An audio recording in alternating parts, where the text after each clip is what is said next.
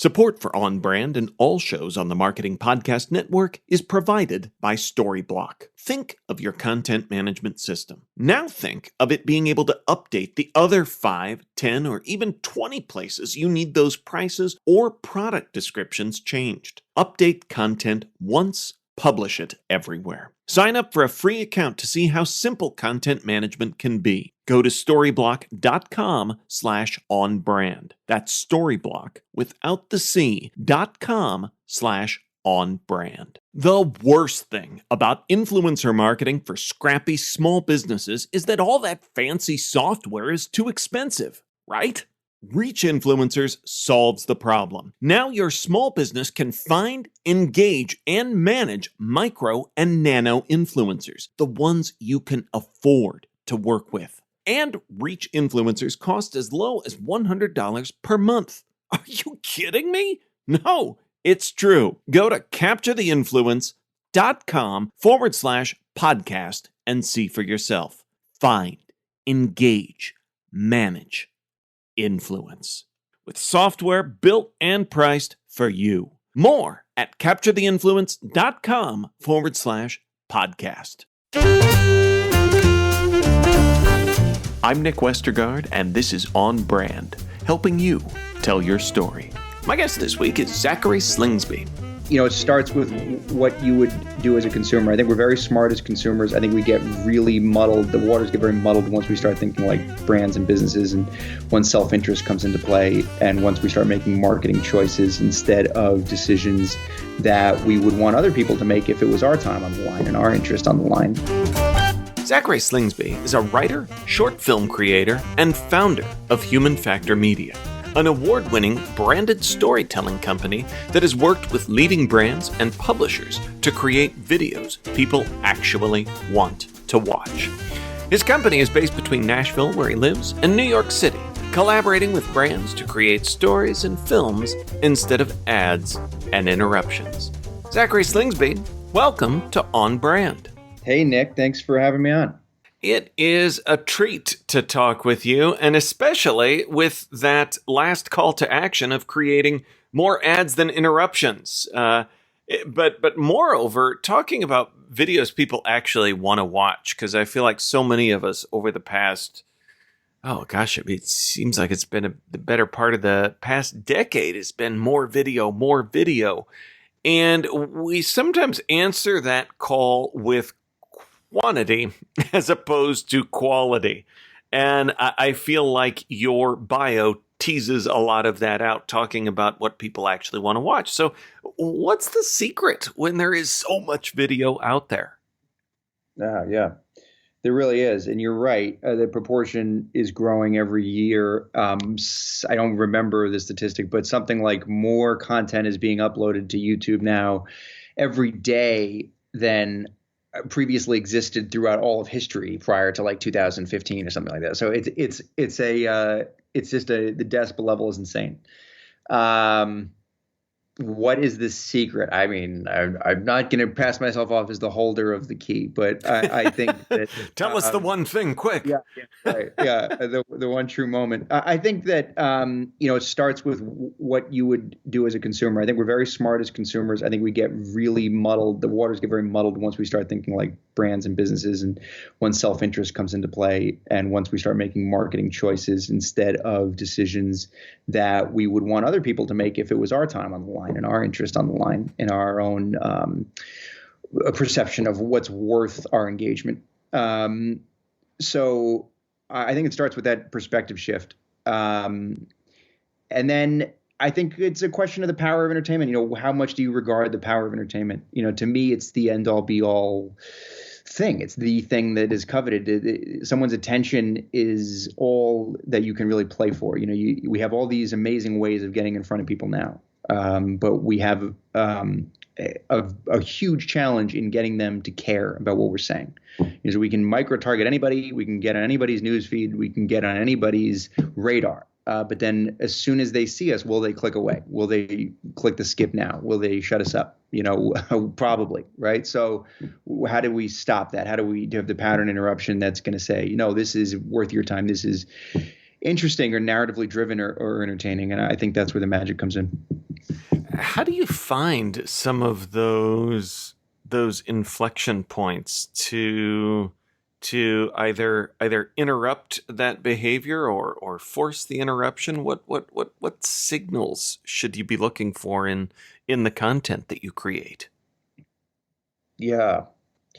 I mean, there's different schools of thought on this. I mean, the first is that you have 3 seconds and you better do something high octane and strange and incredibly intriguing right up front, and kind of move your value proposition to these 3 seconds. And that's what you have to grab somebody. There's good data on that, and that's fair. But I think it is a bit of a hack, right? And I know we are fans of hacks now. We think hack is that's not looked at as a pejorative anymore. It kind of used to be, but somehow now we think that that's like a really good way to go about, our strategies. So I think one of the things that we lost there, though, is the idea that there's some shortchanging going on when you just use a hack. And so I think that when you're making branded content, when you're making branded videos, you want to be more holistic than that in your strategy. Where, by which I mean you want to think about, well, if someone did watch the first 3 seconds and then the 3 seconds after that, and then maybe the whole 5-minute video or the whole 20-minute video, would they come away with that kind of resonating feeling that would make them want to tell a friend to go and have this experience? Is it shareable content? Right. And that's the coveted kind of adjective, shareability. Is it if something is shareable, it's probably because it has some factor in it that is akin to your favorite show, your favorite movie, your favorite book. It's got something in it that really is going to strike a chord with you where you say, I've experienced this. This is true to my life. So I want to tell my friend because I think they'll have the same experience. And that's that reverberating feeling of resonance. It's so hard to look away from that or to walk away from that without feeling affected. I think that should be the goal. Well, it's interesting your reference of hacks too, because I feel like as marketers we often are. I mean, dozens, hundreds, thousands of article headlines came to mind of the top 6 hacks you need to do XYZ. And everybody's looking for hacks. Even my kids watch TikToks with life hacks that they then share with me. But I think it's an important note what you say about shortchanging. It's almost like in what you're saying too is less than a hack of here's the easy way to make the video.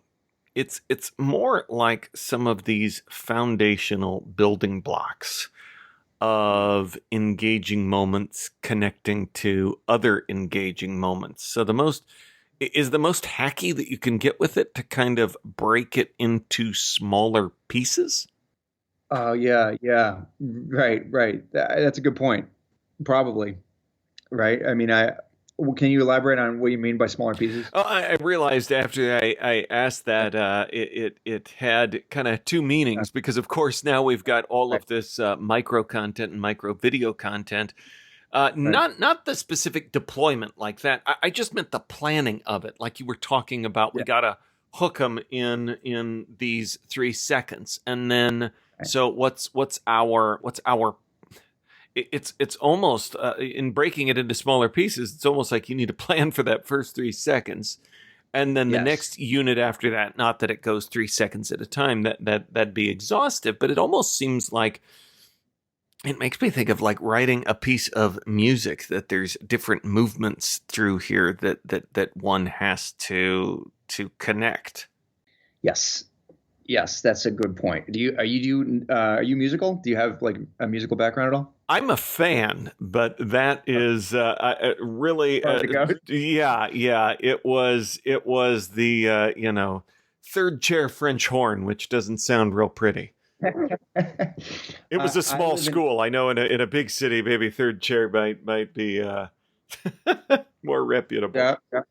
Well, that's it still counts. I live, as you said, now in Nashville. I moved here about a year and a half ago, and everyone is in the music business, and it's very it's a really musical place, and that energy is amazing. But you do learn about kind of what you're saying, which is stringing along, that feeling of listener engagement throughout a song. And I think that's a really good analogy. I never thought of it, but it is true for online content.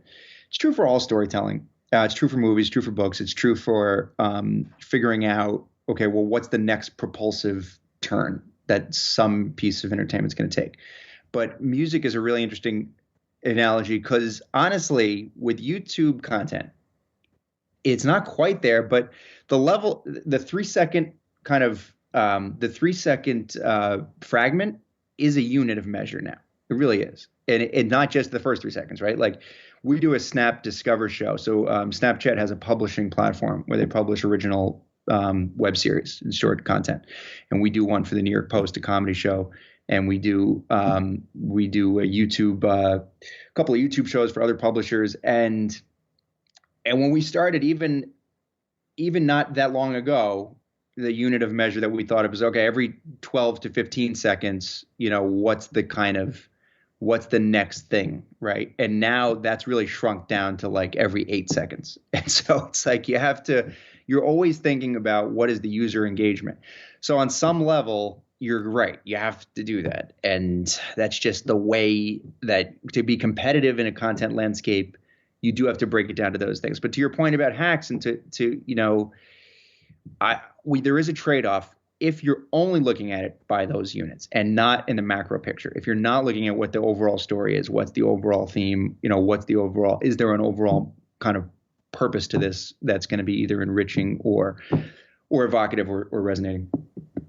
We've talked about a lot of different pieces of the planning, from kind of that we do well when we think like customers versus like brands. We've talked about the first 3 seconds, the propulsive turn. I feel like it's an analogy I make here on the show in planning workout a lot. I feel like it's sort of when you're like organizing a closet, and that first step is taking everything out of the closet, and you've got it all spread out all over the floor. Where do you start? What do you start with the first 3 seconds? Do you start with a bigger objective? I'm having trouble with my small and big lenses here. Right. I love the closet analogy. It's so true. And it feels like any startup or anything, you just like, what do we looking around, where do we go? I think that is true. And you're getting bombarded with suggestions if you're a brand at any level, right? Small, middle tier or household brand. We've worked with all kinds, and you always have more options than you can possibly fund, right? Or devote resources to. So, in terms of content, where do you start? I mean, for us, when we come in and meet with a brand, we're usually brought in with our pitch deck. We show up with ideas, and we have 3 to 5 ideas for campaigns or for short films or series that we think will have that kind of magical resonating impact on the kinds of people they're looking to find, right? It's not necessarily for everyone. It doesn't have to be for everyone. It has to be for who they've kind of established that their brand is there to engage with. And so where do we start with those ideas? It's definitely not at the level of the first 3 seconds. I mean, that comes last. It's probably, what's the human factor? What's the thing? What's that moment that you think? Where does your product or service touch the real lives of human beings? Where's that intersection? And where does the consumer become the person? Where does that transformation take place? And that's the intersection we try to start with when we think of storytelling. On Brand, we'll be right back after this.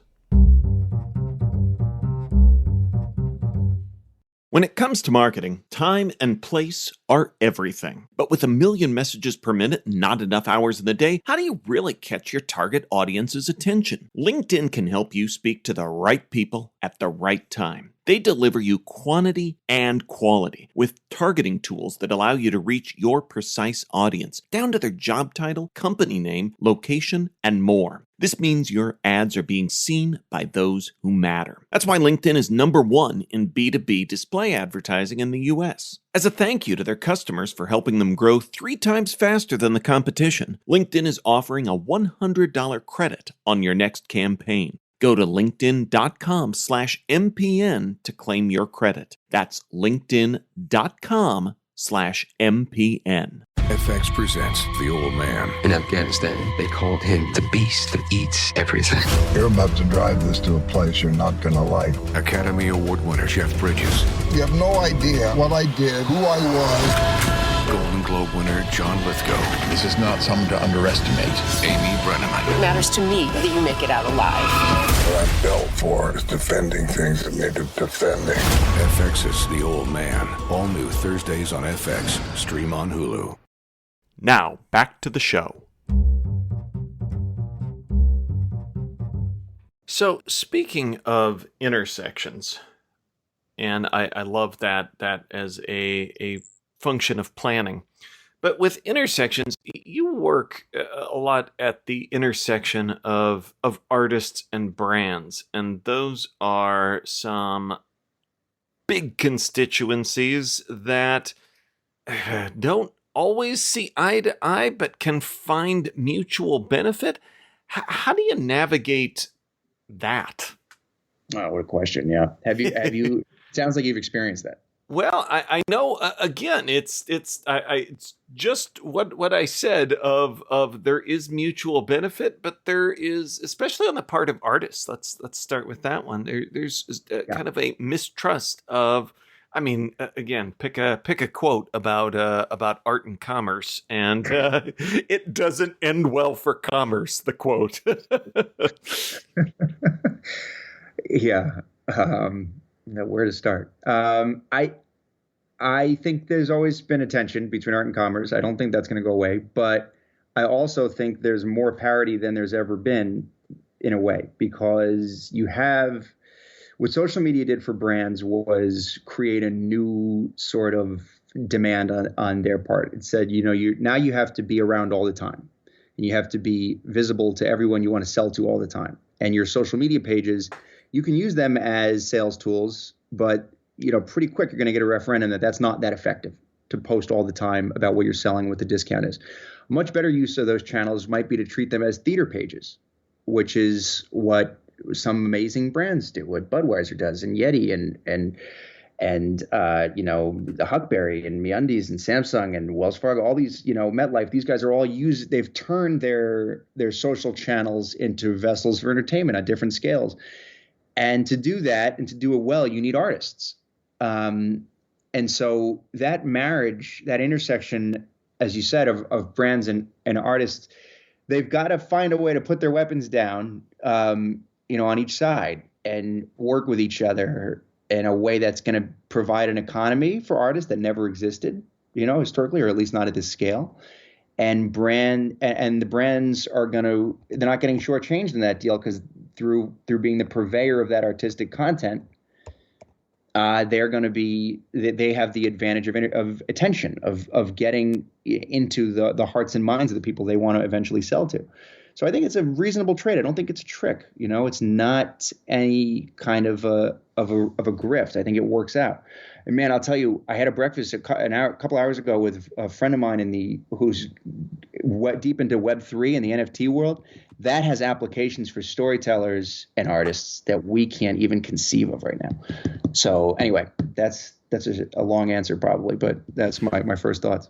No, I want to come back to storytelling, but first I want to back up because I always profess to being a word nerd here. I love the idea of social channels as, I believe you said, theater pages. That's not a term that I've heard before. Could you step us through an example of that a little more? Sure. Here's MetLife. I'll give you two examples. MetLife does something kind of brilliant, right? They have little vignettes of small businesses, and they tell the story of, let's say, an immigrant founding a small business and making the American dream a reality. And that's the only thing they want to do when they have you on their LinkedIn is tell you that story, right? They're not trying to tell you their premiums and their discounts for you as a business owner. They're only trying to engage you and sorcel you for 3 to 5 minutes, and then they're going to let you go. Below that, if you want to click through, you can see their insurance plans. They have the option there for you. You can shop. There's a shop now option all the time. But the goal of the page is to be a theater page. Yeti is famous for this, right? North Face, famous for this. They're telling stories. They're creating award-winning films. Lexus has a comedy page. That's, Colin Quinn was doing a show with Lexus. Everyone, it was a head scratcher, but it's like they've figured out that the best way to capture audience share is to put on a show, is to create entertainment. What's the biggest scale option of this? Amazon Prime creates shows and movies, and the trade-off there is once you're a Prime member, they know you're going to shop 3 times as much as non-Prime members. So you come for the entertainment, you stay for all the stuff in the store. Jeff Bezos famously quipped that winning Golden Globes helps us sell socks. And that's exactly the new relationship between entertainment and shopping that we're seeing emerge all over. That's such an interesting point, and it just feels like it reinforces the more things change, the more they stay the same. Because the prime example too is one of those that it's like, even though it was called a soap opera for so many years, a lot of people didn't connect the dots and realize, oh, that's why it's called that. It's because it was paid for by soap, so that you would hopefully buy soap. Buy soap.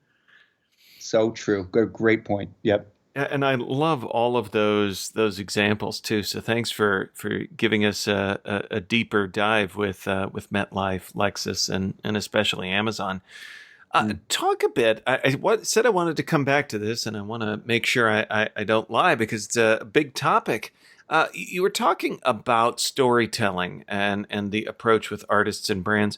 Talk a bit about Human Factor Media, your unique approach to storytelling, which I think, just like we said with hacks, there's some of these that kind of have buzzword syndrome, and it's easy to find articles about storytelling out there. But what is your approach to this very buzzy concept? Yeah. We come at it from a pure creative perspective. Our background is not in marketing. It's in creative arts. So my background personally is in writing, MFA, and literary writing, and our team has a background in production and TV and film and in other forms of cinematography and the visual arts. And so we are bringing together, and our kind of collective of talent is all based in either film or comedy or writing or acting. So we're kind of trying to bring this new pool of talent into the mix of branded storytelling, and we think that it's not. We think it's a really well suited match to the task of getting attention at this time, as you say, which is so noisy and so busy. So that's our secret sauce, for lack of a better term. How do we?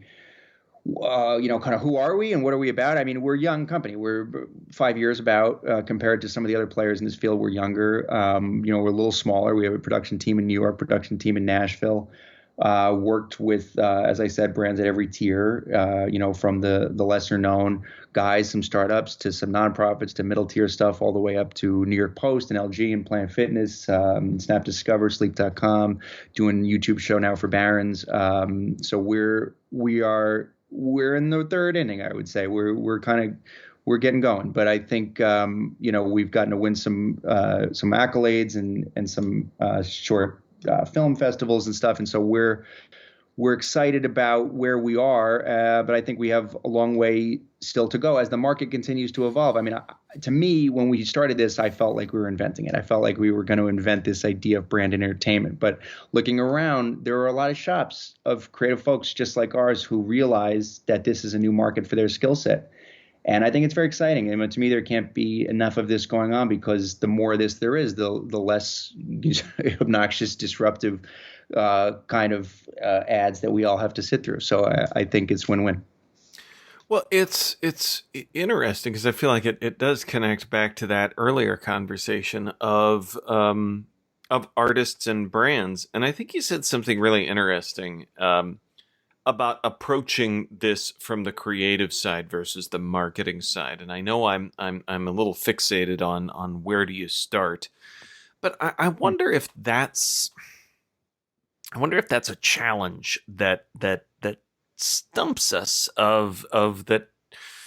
I want to say this the right way, but I'm just going to risk being clumsy here and say, do we start too often with our marketing hat on and not enough from the side of creative arts, of entertainment, of what do my people want to see? Like you said with Colin Quinn and Lexus. I mean, there may be some thinking that really supports that. You kind of shrug at it, but maybe it's as simple as we know our people, and that may be what they want to see. And I wonder if sometimes if we come down too much on the marketing side of that and end up killing good ideas early.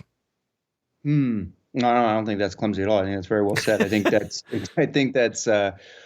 what happens, and it's probably the result of fear-based decision making. When you have very limited runway to make choices, and you get a very quick referendum on those choices. If you're, let's say, in the early phases of a company, or if you have quarterly earnings reports that you need to speak to, I'm sympathetic. Those are not easy things to navigate. But I do agree with you that we can be very intolerant or impatient, or maybe too quick to be pragmatic about some of those content and marketing decisions that are reaching or trying to reach people. And we're trying to, human beings on the other end of this stuff.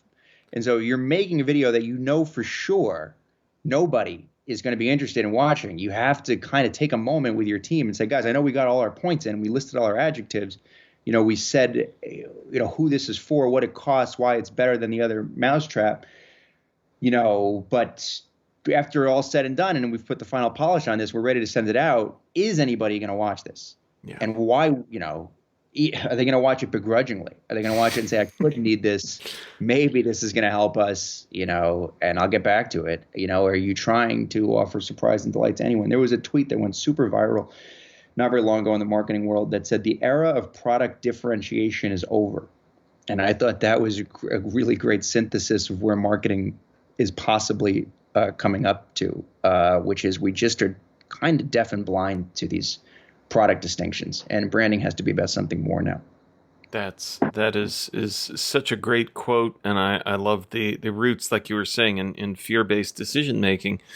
And that's why I wanted to ask one more question before we got to the smile, because I couldn't resist, and maybe the fear-based plays a role in it, but why do so many branded videos fail? Do you have an answer? No. I feel like we were kind of circling around one there that I feel like, and maybe some of it gets kind of been circling around it with this conversation of arts and commerce, and do we ruin things a little too early? Are we not hooking them soon enough? I don't know. So what's your take? I think that's all right. I don't. Why do they fail? The question is, right, okay, let's say you go into a CEO's office and this person is bombarded, or the founder, the entrepreneur behind a company, and they have to make a million decisions. Generally, they've already had their great moment of inspiration to start this company. They have been creative in this one or two ways where they found a market insight, a market need, and they have started this thing, and it's really cool, and they took on a lot of personal risk to do it. And that's where they live. That's their creativity.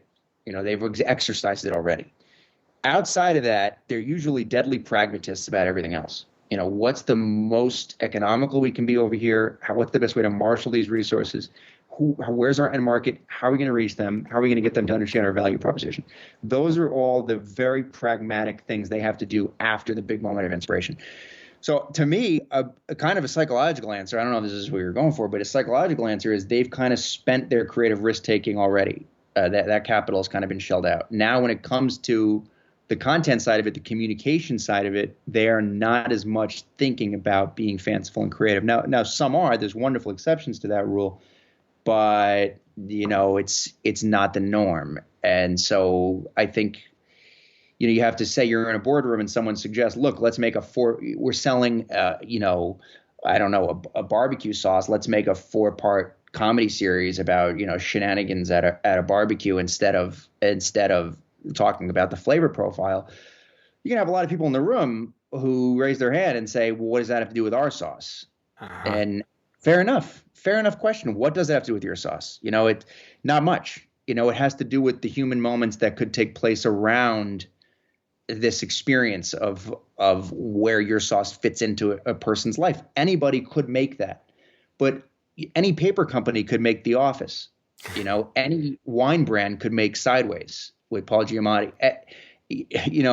Any auto engineering school could make Fast and the Furious. And all of these are real life examples of where the product around it skyrocketed to popularity after the entertainment came out. So it's like you could own a category and nothing special about your product is embedded in that. But what's the difference between that and traditional advertising? When High Noon puts their brand all over Barstool, there's nothing specific about High Noon in what Barstool's talking about. They just are getting the value of that attention. Right. So, when you're with the Kodak Theater in Hollywood, there's nothing specific to Kodak, MetLife Stadium, nothing specific to MetLife about, where these people are playing sport. They know they have eyeballs. They know there's attention. So I think if we could spend a little more time as brand managers cultivating attention, even if it feels disconnected from the specifics of our company, I think that is a much better starting place. That tied everything together nicely, almost like the last question in a podcast interview. Now, we've talked about a lot of brands. We've smiled a bit, but one more time, what is a brand that has made you smile recently? We mentioned quite a few of them here. I'm always looking at what Yeti's doing. I mean, they're the kingpin as far as I'm concerned. We haven't gotten them yet, but we'll get them. North Face, I think, is doing really interesting things. Here's a funny example, though. We watched, my wife and I, Top Gun this week in the movie theater. Great experience. Couldn't recommend it more that everyone sees it in theaters. And we had a blast. Now, coming out of it, Julia said, my wife said that she had talked to a friend whose brother was in the Naval Academy, the equivalent of Top Gun. I mean, Top Gun's a real place now. Yeah. And he was the top 1% of Air Force pilots, Navy pilots. And he said that his whole experience of Top Gun was exactly what the movie was. It was just identical to the movie. And the Top Gun flight school is super famous now.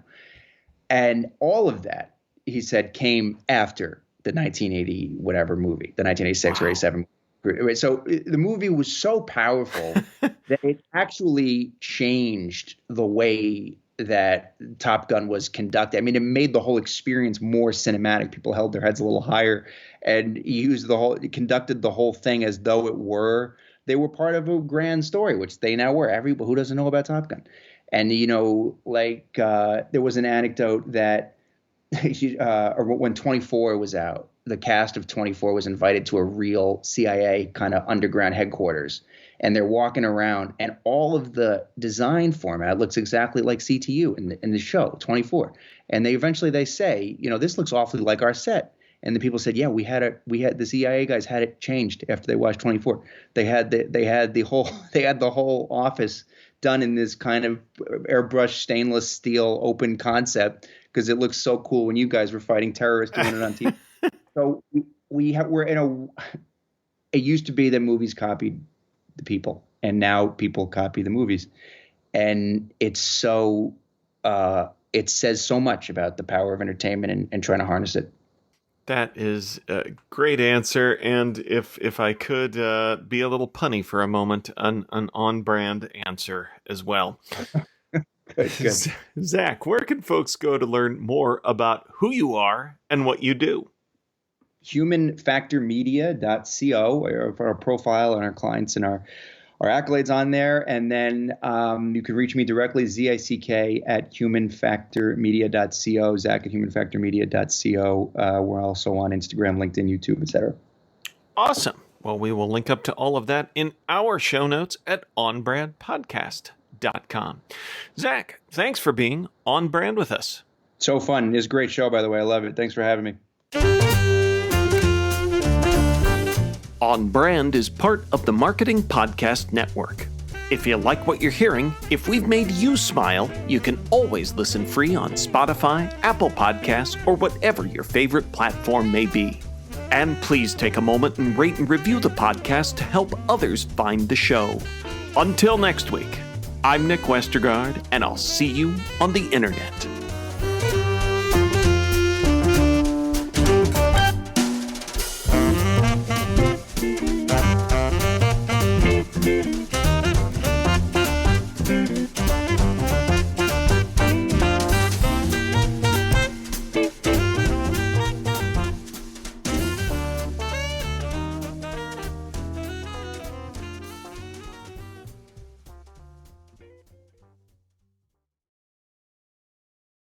This podcast is heard along the Marketing Podcast Network. For more great marketing podcasts, visit marketingpodcasts.net.